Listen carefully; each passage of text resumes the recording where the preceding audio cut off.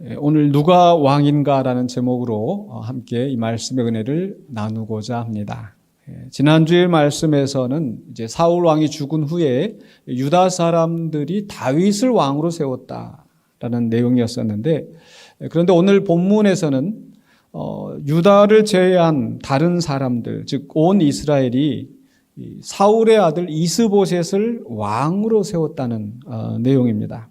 이것은 다윗을 왕으로 인정하지 않겠다라는 거죠. 그래서 이스라엘 왕, 첫 번째 왕 사울이 죽은 후에 이스라엘에는 두 왕이 있게 되어서 두 나라가 되어 7년 6개월 동안 전쟁이 지속되었습니다. 하나님의 백성인데 하나가 되지 못하고 이렇게 두 나라로 갈라져서 이제 싸우고 있는 이런 상황이 되었는데, 만약 우리가 그 시대에 하나님의 백성이었다고 한다면, 그 시대에 살았다고 한다면 우리는 누구를 왕으로 따라갔어야 했을까 하는 질문을 던져봅니다. 이 현대 시대에 와서 이제 왕이라는 그런 직책은 없지만, 그러나 사실 따지고 보면 저마다 이 사람들에게는 왕이 있는 것 같아요. 즉, 우리가 살아가면서 우리의 삶의 방향을, 중요한 결정을 하는 데 있어서, 우리의 삶을 주도하는 데 있어서 가장 우선적인 기준이랄지, 또는 거스를 수 없는, 또 그것이 바로 우리의 왕이 아닌가. 어떤 사람들에게는 그게 가장 중요한 기준이 돈이 될 수도 있겠고, 어떤 사람 명예 때문에, 또는 자기 욕심이 왕이 될 수도 있겠고, 자신의 생존이 가장 중요하고, 그런 여러 가지가 있을 수 있을 것입니다. 또는 남편이, 또는 부모가, 아내가, 자식이, 또 심지어는. 그러니까 여러 가지 것들이 우리를 그 어떤 일의 결정에 있어서 가장 중요한 기준이 되는 것. 그것이 우리의 왕이 아닐까. 그렇다면 본문 말씀을 통해서 누가 우리의 왕이 되는지, 왕이 되어야 하는지, 우리는 누구를 따라가야 하는지의 문제를 함께 생각해 보고자 합니다. 먼저 오늘 말씀 속에서 사무엘 2장 8절로 10절 상반부에서는 이스보셋을 왕으로 삼은 사람들의 이야기가 나옵니다. 8절 9절 다시 보면, 사울의 군사령관 넬의 아들 아브넬이 이미 사울의 아들 이스보셋을 데리고 마하나임으로 건너가 길르앗과 아술과 이스라엘과 에브라임과 베냐민과 온 이스라엘의 왕으로 삼았더라. 다윗은 지금 겨우 유다 지파의 왕이 되었는데, 지금 온 이스라엘이 지금 이 이스보셋을 왕으로 섬기고 따라가는 거죠. 그리고 10절에 계속해서 사울의 아들 이스보셋이 이스라엘 왕이 될 때 나이가 40세이며 2해 동안 왕위에 있으니라 라고 했습니다. 여기에서 이 이스보셋을 왕으로 세우는 데 있어서 주도적인 역할을 한 사람이 이 아브넬입니다. 사울의 군사령관이라고 소개되어 있는데, 조금 더 이 성경에 살펴보면은요, 사무엘상 14장 50절에 사울의 아내의 이름은 쭉 나오면서 뒤에 가서 그의 군사령관의 이름은 아브넬이니라고 아브넬이 나오는데, 아브넬이 어떤 사람인가 하니 사울의 숙부 넬의 아들이라고 나오죠.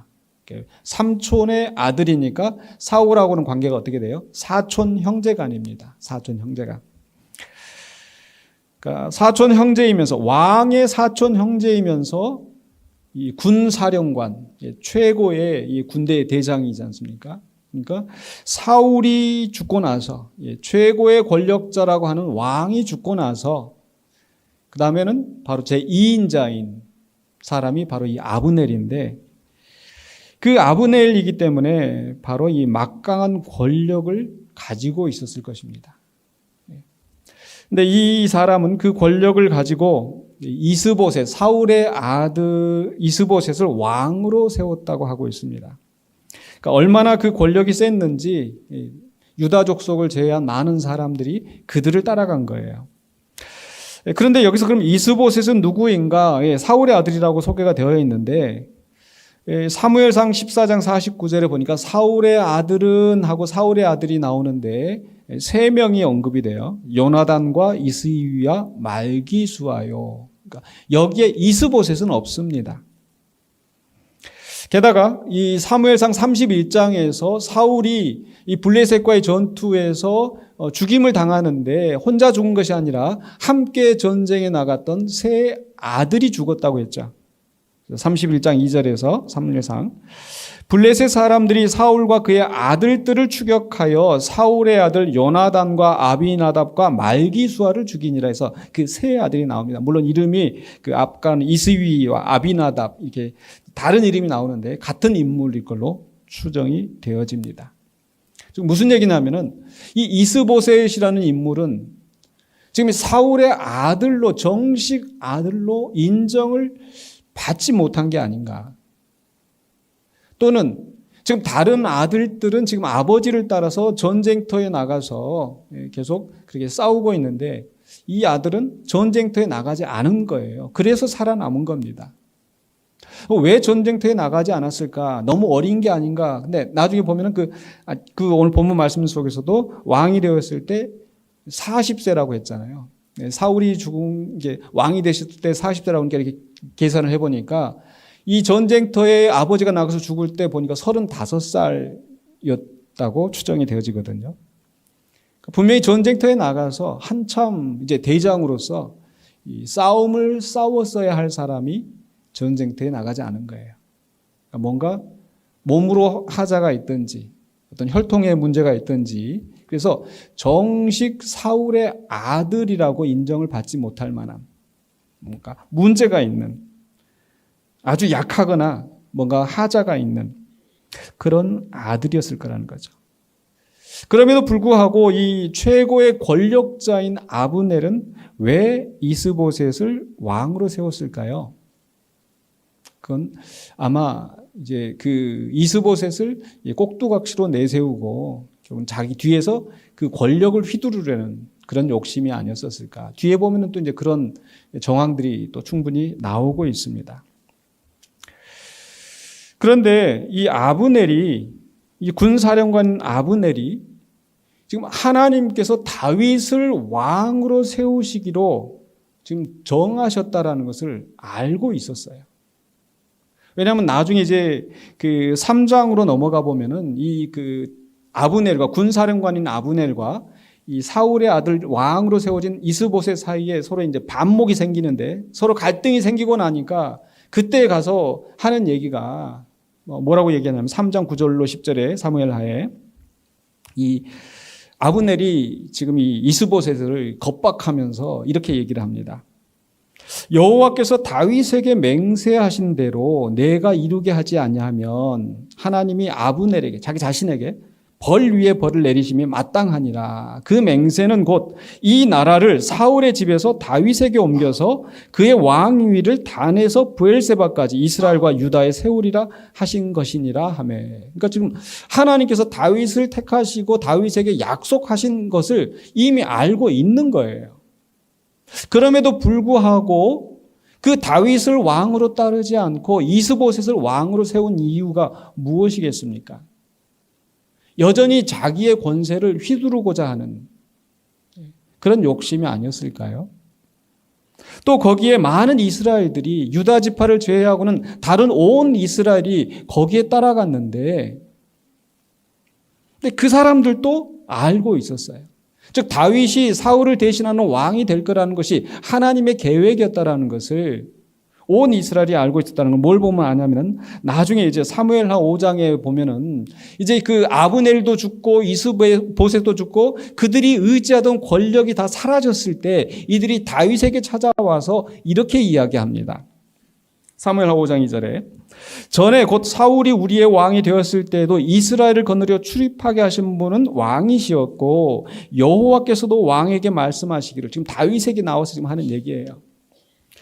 네가 내 백성 이스라엘의 목자가 되며 네가 이스라엘의 주권자가 되리라 하셨나이다 하니라. 지금 다윗에게 나와서 하나님이 당신을 왕으로 택하셨으니까 그러니까 당신이 이제 우리의 왕이 되어 주십시오라고 하는 겁니다.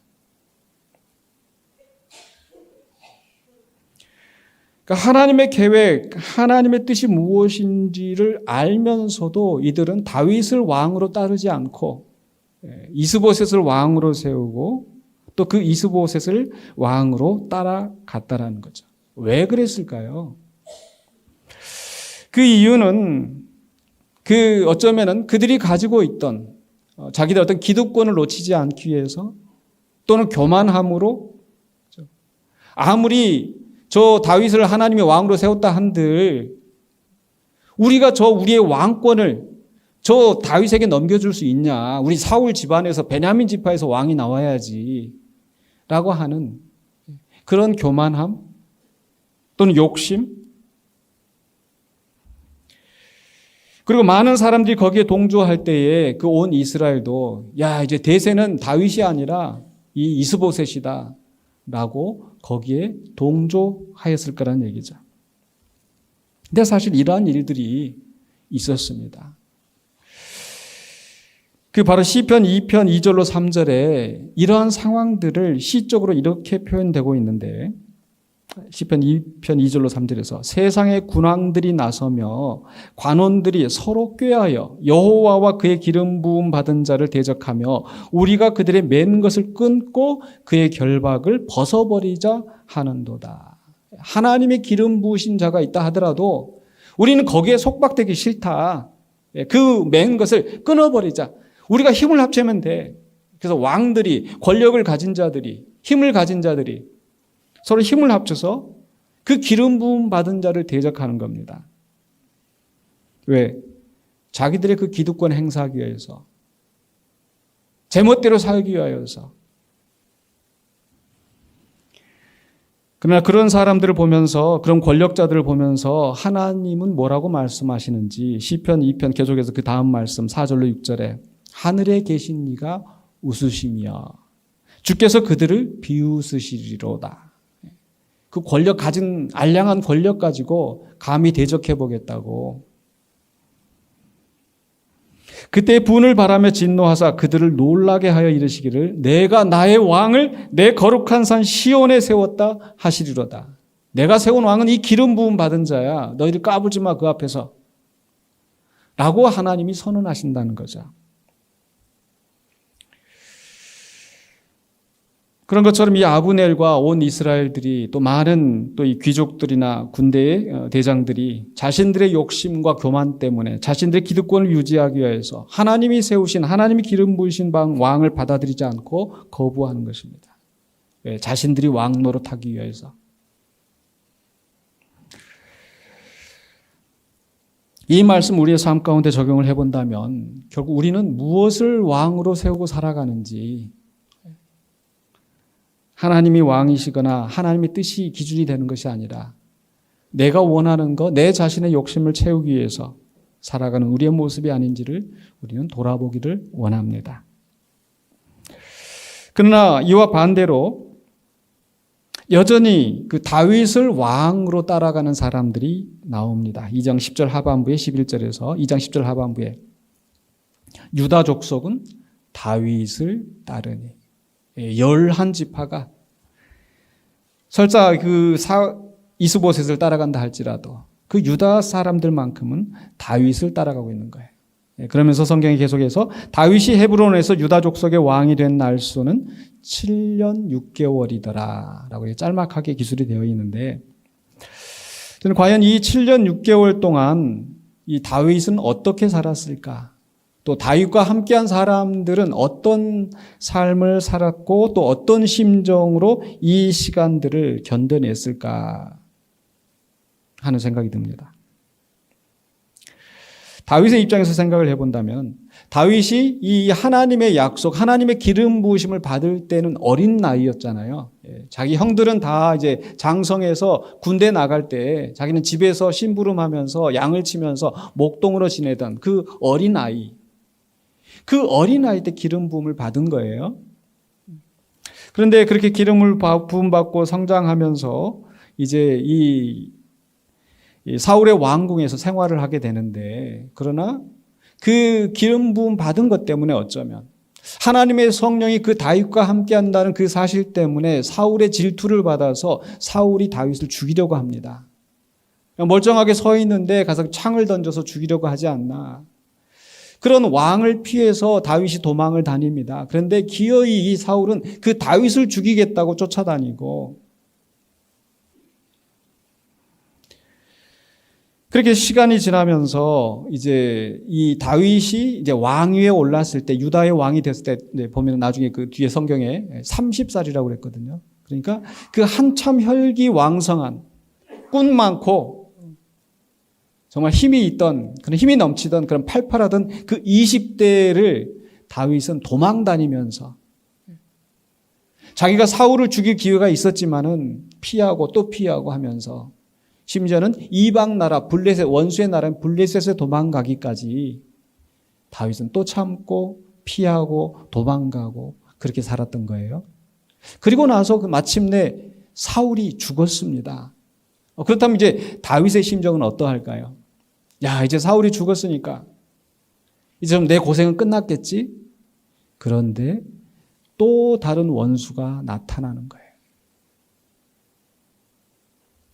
아브넬이 등장을 해서 오늘 말씀에 보면은 이스보셋이 왕이 된 게 2년이었다. 7년 6개월 중에서. 그러니까 어쩌면 그 5년 6개월 동안은 아마 이스보셋 그 아브넬이 권력을 잡고 흔들고 있다가 나중에 이제 이스보셋을 결국 왕으로 세운 게 아닌가 이렇게 추정이 되어지는데, 어쨌든 그런 역사들을 보면서 좀 언제나 좀 이게 끝날까, 그렇게 힘들게 살지 않았었을까요? 또 자기는 유다 지파 한 지파인데 나머지 11지파가 다 자기를 대적하고 인정하고 있지 않는 이런 상황이었습니다. 그런데 다윗의 성품을 생각하면, 사울이 자기를 죽이려 할 때도 함께 대적하지 않고 도망만 다녔던 이 다윗을 생각하면, 지금 나머지 온 이스라엘이 자기를 지금 이제 대적하고 있을 때에도 지금 이 자기 군사들 끌고 나가서 한번 싸워서 빨리 끝내야 되겠다고 아마 이런 생각을 하지는 않았을 것 같아요.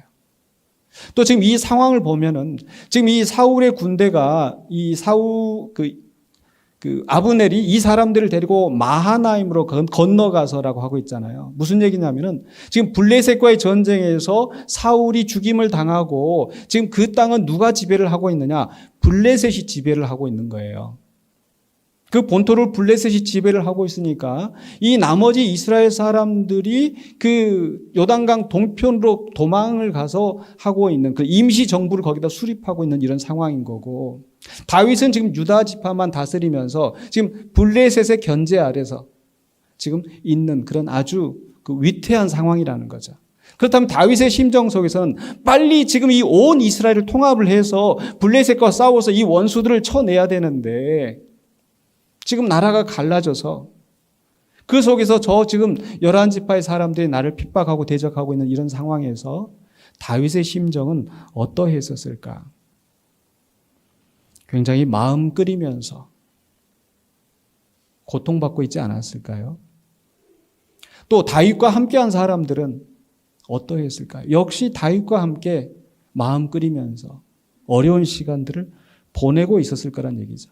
오늘 말씀 속에서는 그냥 7년 6개월 동안 이렇게 했더라, 이런 일이 있었고, 또 그 다음 장면에 보면은 또 자연스럽게 이제 이 다윗의 군대가 승리하는 이야기만 나오는데, 과연 이 7년 6개월 동안 다윗이 계속 승리만 하고 승승장구하고 좋은 일만 있었을까? 결코 그러지 않았을 거라는 거죠. 그런 다윗의 마음이 사무엘서 이 역사서에는 나타나 있지 않지만 그 마음이 어디에 나와 있느냐? 바로 이 시편에, 다윗의 시편에 나와 있습니다. 여러분, 시편 하면은 이제 찬양, 할렐루야, 우리가 잘 아는 시편, 여호와는 나의 목자시니 내게 부족함이 없으리로다. 정말 우리 마음이 위로가 되는 그런 시편들이 있는데, 여러분 제가 질문 하나 던져보면 이 시편 안에 다윗의 시 가운데 여러분 그런 찬양이 많을까요? 아니면 탄식과 눈물이 많을까요? 탄식과 눈물이 많습니다. 어떻게 그렇게 잘 아세요? 이 시편을 보면 특히 앞부분에서 보면은 탄식이 압도적으로 많습니다.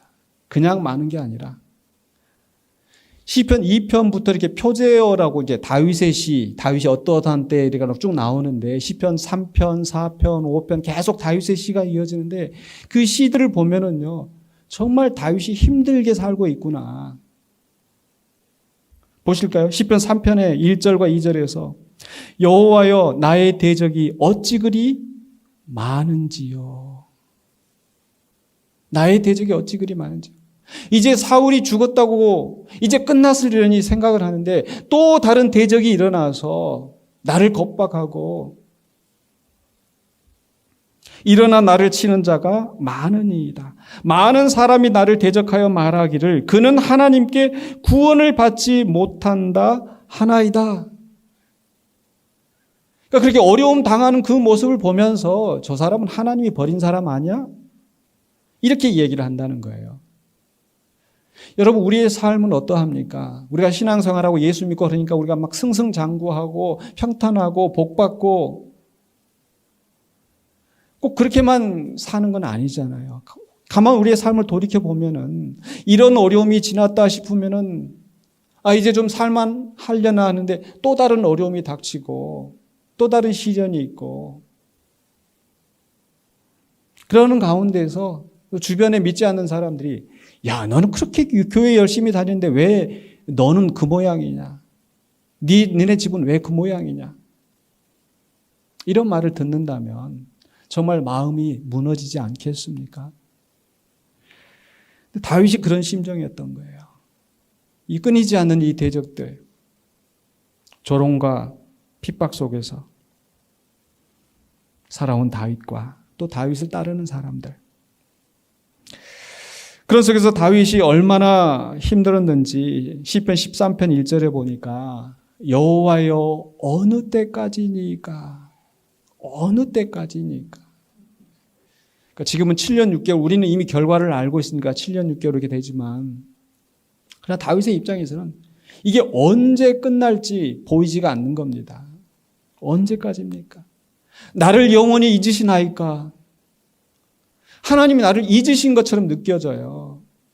왜냐하면 하나님은 내게 응답하지 아니하시고 하나님은 당장 구원의 길을 열어주지 아니하시고 나를 핍박하고 조롱하는 나를 고통받게 하는 그런 대적들이 주변에 가득 차 있기 때문에 하나님 나를 잊으시는 것처럼 느껴지고 주의 얼굴을 나에게서 어느 때까지 숨기시겠나이까? 하나님 숨어 계시는 것처럼 느껴지는 거죠. 그런 속에서 다윗의 심정은 어떠합니까? 13장 2절에 계속해서 나의 영혼이 번민하고 종일토록 마음에 근심하기를 종일토록 근심이 떠나지 않는 마음속에 어느 때까지 하오며 내 원수가 나를 치며 자랑하기를 어느 때까지 하리이까? 원수들이 나를 이겼다고. 지금 다윗의 심정을 생각해 본다면 저 원수들이 자기들이 세력이 더 크다고 하면서 자랑하고 떠벌리고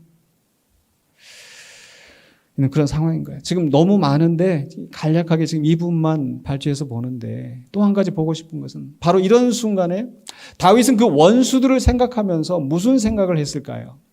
아마 다윗의 성품, 사울이 자기를 죽이려고 했지만 그 사울을 죽이지 않는 그런 성품을 생각할 때 다윗은 원수들을 위해서 복을 빌고 기도하지 않았을까?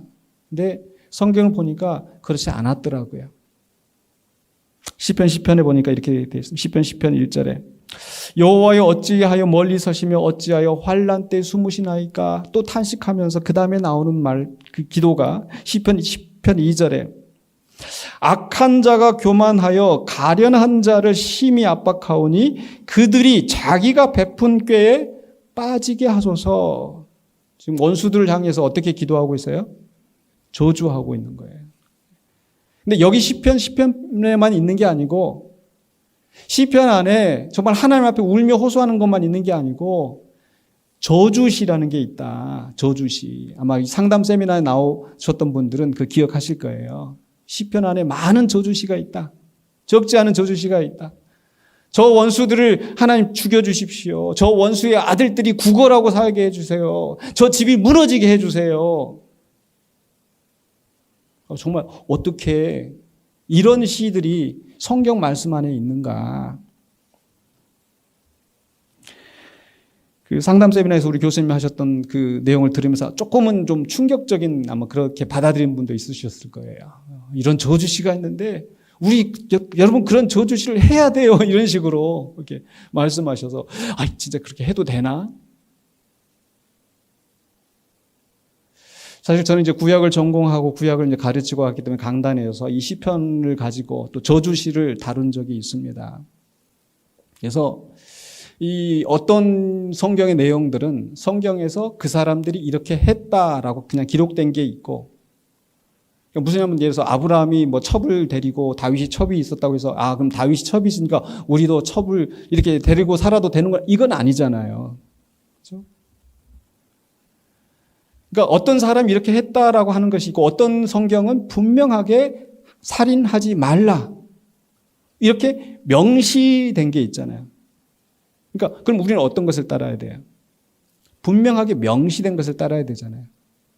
그러니까 원수를 저주하라고 그랬어요? 아니면 원수를 위해서 복을 빌라라고 했어요? 복을 빌라라고 명시적으로 말씀하신 거잖아요.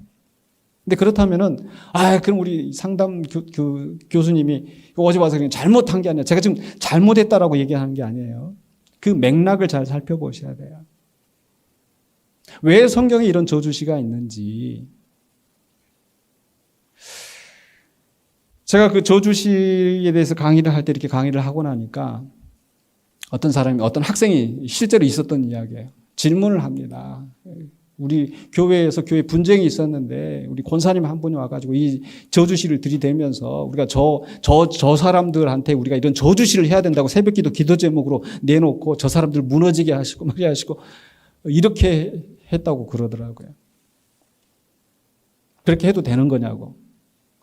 그럼 제 대답이 무엇이었을까요? 저는 안 된다고 그랬어요. 안 된다. 근데 그러면 우리 어제 이번에 상담 교수님 하신 말과 틀린 말이냐? 아니요, 틀린 말이 아니에요. 왜냐하면 그 교수님이 어떻게 저주시 해야 된다고 그럴 때 뭐라고 얘기를 했냐면은 사람들 앞에 가서 하지 말아라. 사람들 앞에 가서 하지 말고 누구한테?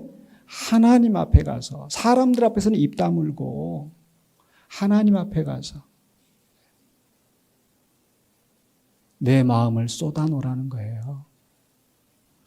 그래야 우리 마음에 상처가 안 생기고 우울증을 이겨낼 수 있고 그런 맥락에서 말씀하신 거예요. 그러면 하나님이 내가 원수를 위해서 복을 빌라라고 했는데 네가 나한테 와서 지금 저주를 하고 있어? 이 나쁜 놈, 고약한 놈 이러실까요? 우리 하나님이? 저는 아니시라고 봐요. 그래, 네 마음이 얼마나 힘들면 그러겠냐? 내가 네 마음 안다? 그런 하나님이시기 때문에 그 하나님 앞에 우리의 마음을 쏟아놓는 것, 그게 이 다윗의 심정이라는 겁니다.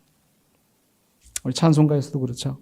찬송가 539장에 너 예수께 조용히 나가 네 모든 짐 내려놓고 주 십자가 사랑을 믿어 죄사함을 너 받으라. 주 예수께 어떻게 나간다고요? 조용히 나가.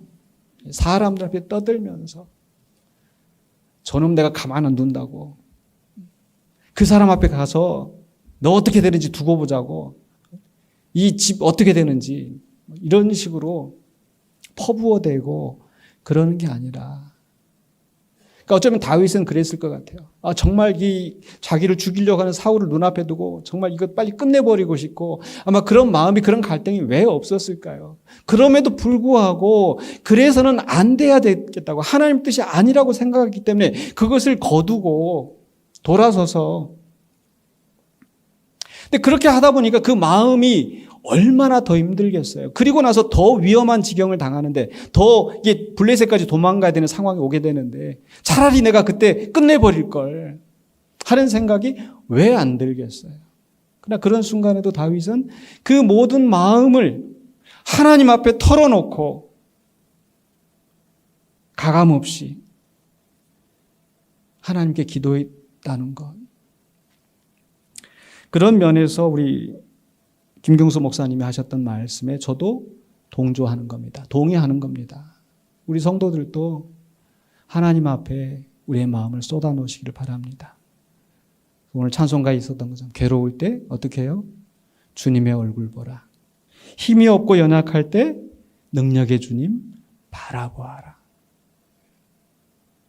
그 주님 앞에 나가면 원망해도 될까요? 안 될까요? 어려우시죠?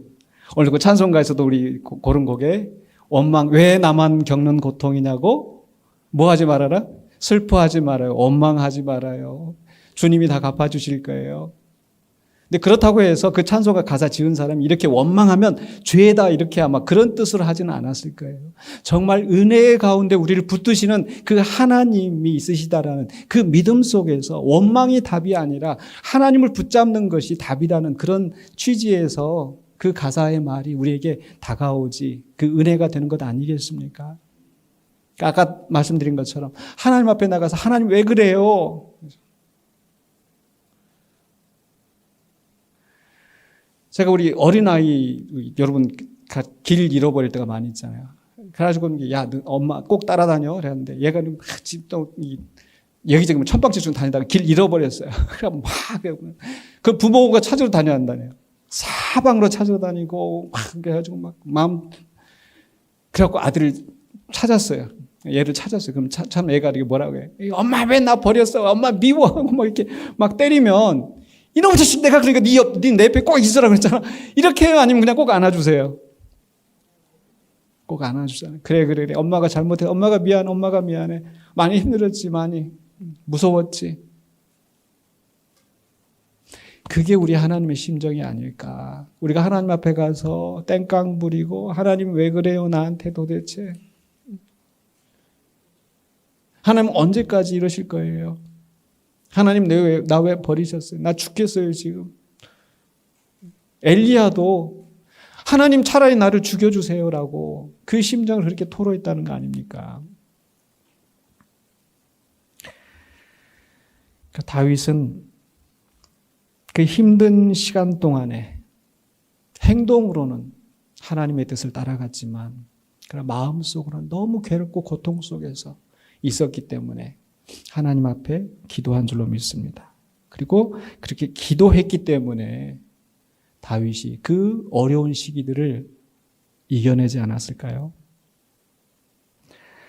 말씀드린 것처럼 다윗과 함께한 사람들도 다윗을 선택했기 때문에 그들의 길도 결코 순탄하지 않았을 것입니다. 다른 11지파 사람들이 자기 친척들을 다 동원을 해서 야 이제 다윗은 끝났어. 이제 우리한테 따라와. 이렇게 하지 않았을까요? 다윗을 선택했기 때문에 그들도 핍박을 받고 그들도 고난을 당하고 어려움을 당하고 그러지 않았을까요? 얼마 전에 그 서울의 봄이라는 영화 아마 많은 분들이 보셨을 텐데 또 혹시 영화를 보지 않으셨다 하더라도 우리 그 현대사에 있던 이야기니까 아마 잘 아실 겁니다. 군대가 나뉘어져 가지고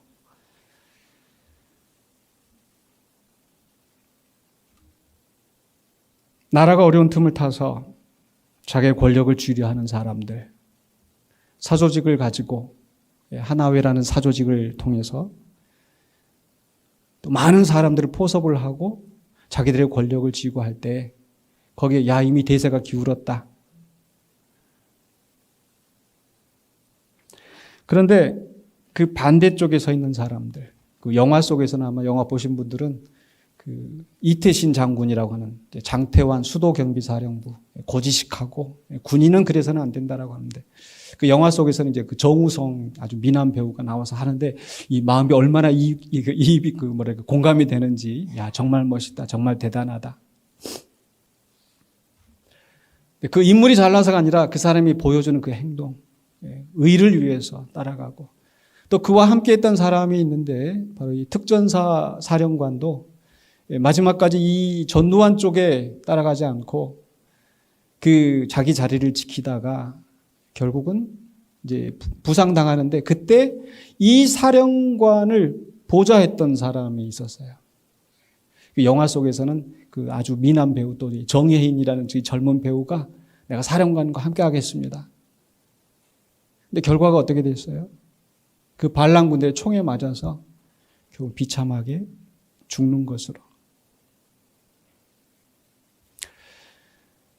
정말 의의 길을 지키기 위하여서 그 마지막까지 최선을 다했었던 그 장태환 수도경비 사령관은 자기 아버지가 그 화병으로 또 돌아가시고 자기 아들은 어떻게 죽었는지 모르게 또 시신으로 발견이 되어지고 참 힘들고 어려운 시간들을 살아왔습니다.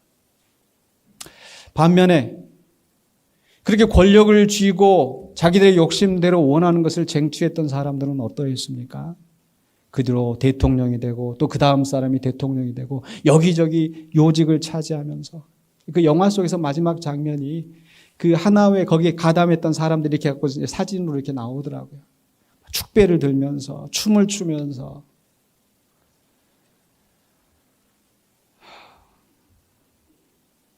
바른 길을 선택하는 것이 꼭 당장 눈앞에 어떤 보상이 주어지는 것은 아니었습니다. 이때만 그런 게 아니고 우리나라 역사에서도 오히려 친일파들은 득세하고 부자가 되고 그 자손들이 떵떵거리면서 살고, 그러나 독립운동하는 사람들은 정말 자기 자식들도 건사 못해서 모아놓은 재산 하나 없이 여전히 거렁뱅이처럼 살아가는, 고통스럽게 살아가는 그 현실. 지난 주일이 또 마침 5월 18일 광주 민주항쟁이 있었던 날이었습니다. 결국 그는 권력을 쥐고 많은 시민들을, 국민들을 죽이는 것도 주저하지 않고 발포 명령을 내리고, 그러면서 뻔뻔하게 부인하고 자기는 죄가 없다, 유혈 진압은 정당한 것이었다라고 하면서, 그런 사람들이 많은 부를 차지하고 권력을 쥐고 그렇게 떵떵거리며 살 때 옳은 길을 선택했던 사람들은 그 가운데서 고통받고 형제를 잃고 자매를 잃고 재산을 잃고 불구자가 되고,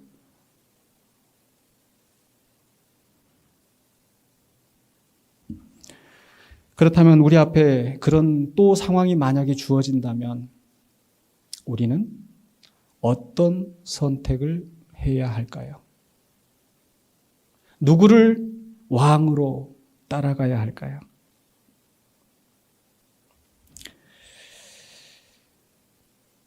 그 전두환, 노태우 또 이런 사람들이 법적으로 물론 이제 사형 선고를 받았지만 나중에 보니까 또 뭐 사면받고 추징금이 부과되었지만 그거 제대로 내지도 않고 결국 죽었어요. 그리고 그 문제들은 영원히 해결되지 않고 남았는데, 그렇다면 그 사람들은 여전히 떵떵거리고 잘 살고 그 후손들은 이렇게 사는가? 저는 그렇다고 보지 않습니다. 세상 사람들은 뭐라고 얘기를 하냐면 뭐가 남아있다고 해요?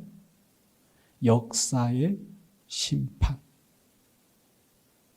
역사가 그 사건들을 기억하고 그 사실들을 기억하고 그 사람들을 단죄하고, 그 사람들이 비록 세상에서 세상 법으로 온전한 벌을 받지 않았다 할지라도 역사의 심판이 남아있다라는 거.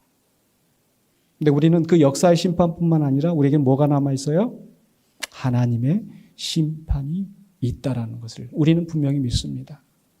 그렇기 때문에 우리는 이 현실 속에서 당장의 눈앞에 부와 권력에 취하여서 내 욕심을 따라서 내 생각을 따라서 선택하고 떵떵거리고 사는 것이 아니라 고난과 어려움의 길이라 할지라도 우리는 의의 길을, 하나님의 뜻을 선택하는 우리가 되어야 될 줄로 믿습니다.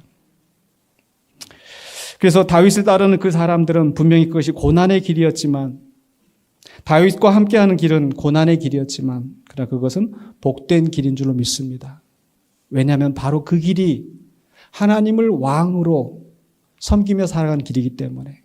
오늘 교동문 속에서도 145편에서 왕이신 나의 하나님 내가 주를 높이고, 이게 누구의 시는 바로 이게 다윗의 시예요. 다윗은 자기가 왕이 되었지만 자기 뜻대로 자기 욕심대로 하지 않고 왕이신 나의 하나님 내가 주를 높이고 주의 뜻대로 살겠습니다. 바로 그러한 왕의 통치를 따라가는 유다 사람들이 바로 하나님의 통치 아래에 있는 것인 줄로 믿습니다. 비록 고난의 길이었다 할지라도. 그래서 우리는 만약 그 시대에 살았더라면 우리는 누구를 선택을 해야 돼요? 누구를 왕으로 따라가야 돼요? 당장 많은 사람들이 따라가는 이스보셋이 아니라 다윗을 왕으로 따라간 사람이 되어야 되겠죠. 그래서 오늘 이 시대에 우리는 누구를 왕으로 따라가야 되겠습니까? 바로 다윗과 같은 왕. 다윗의 후손으로 오셔서 하나님의 뜻에 죽기까지 순종하시고 하나님의 통치 아래 순종하셨던, 그래서 고난의 십자가를 지셨던 바로 그 예수님을 우리의 왕으로 모시고 예수님을 따라가야 되지 않겠습니까? 그 길은 결코 쉽지 않습니다. 평탄하지 않습니다. 왜? 그 주님이 가신 길이 십자가의 길이고 고난의 길이었고, 그 예수님께서 제자들을 향하여서 누구든지 나를 따라오려거든 자기 십자가를 지고 자기를 부인하고 나를 따라올지니라 하였기 때문에 그 주님을 왕으로 모시고 가는 길이 결코 순탄하지 않습니다. 그러나 그 주님을 따르는 길이 곧 아버지께 나아가는 길이기 때문에 요한복음 14장 6절에서 예수님께서 뭐라고 말씀하셨어요? 예수께서 이르시되 내가 곧 길이요 진리요 생명이니 나로 말미암지 않고는 아버지께로 올 자가 없느니라. 하나님이 세우신 하나님의 독생자, 그분이 아니고서는 아버지께로 가는 길이 없기 때문에 우리는 주님만이 나의 구주가 되시고 나의 왕이 되신다고 고백하며 주님을 따라가야 될 줄로 믿습니다. 그렇게 주님을 따라갈 때 우리에게는 어떻게 되느냐? 요한복음 15장 5절에 이렇게 말씀합니다. 나는 포도나무요 너희는 가지라. 그가 내 안에 내가 그 안에 거하면 사람이 열매를 많이 맺나니 나를 떠나서는 너희가 아무것도 할 수 없습니다. 계속해서 8절에 너희가 열매를 많이 맺으면 내 아버지께서 영광을 받으실 것이요 너희는 내 제자가 되리라. 우리가 주님 안에 붙어 있을 때, 예수님을 왕으로 섬기고 따라갈 때에 우리가 열매 맺고 그 열매를 통하여서 하나님께서 영광을 받으실 줄로 믿습니다. 그렇다면 마지막으로 우리가 정말 예수 안에 거한다라는 거, 예수가 나의 주, 나의 왕이라고 고백한다는 것이 어떠한 삶이 되어야 될까? 그게 무슨 의미일까? 그것은 바로 주님이 나의 왕이시기 때문에, 예수님이 나의 주인이시기 때문에 그분이 말씀하신 대로 순종하는 것입니다. 그게 예수님 나의 왕이라는 뜻이에요. 나중에 뒤에 가서 보면 나오지만은 다윗을 왕으로 따르지만 다윗이 말한 대로 따르지 않는 사람이 나와요. 요압 장군이 그러했습니다. 우리가 예수님은 나의 왕, 나의 주라고 고백하지만 정작 나의 삶 속에서 예수님이 원하시는 것을 선택하지 않고 예수님이 가신 길로 가지 않는다면 그건 진정 우리가 예수님을 왕으로 모시고 사는 그런 사람이 아니라는 거예요. 고통이 있다 할지라도, 고난이 있다 할지라도 예수님이 가신 길, 예수님이 말씀하신 그 길이 복된 길이고 하나님께 나아가는 길이고 궁극적으로 영광과 승리의 길이기 때문에 우리는 그 예수님을 따라가는 우리 모두가 되어야 될 줄로 믿습니다. 그렇게 주님을 따르시며 마지막에 영광의 자리에 오르시는 우리 모두가 되시기를 다시 한번 주님 이름으로 축복합니다. 기도하겠습니다. 거룩하신 아버지 하나님 은혜를 감사합니다. 우리 앞에 놓인 선택을 할 때 우리가 무엇을 기준으로 어떻게 선택을 해야 할까? 우리가 주님이 나의 왕이 되시고 나의 주님이 되심을 고백하며 주님을 따르기를 원합니다. 내 욕심이나 세상의 어떤 권세가 아니라 주님이 나의 왕이시고 하나님이 나의 왕이심을 고백하며 주님의 뜻에 순종하는, 그래 주님이 우리에게 주시는 복을 마음껏 누리는 우리 모두가 되게 하여 주시옵소서. 예수 그리스도 이름으로 기도하옵나이다. 아멘.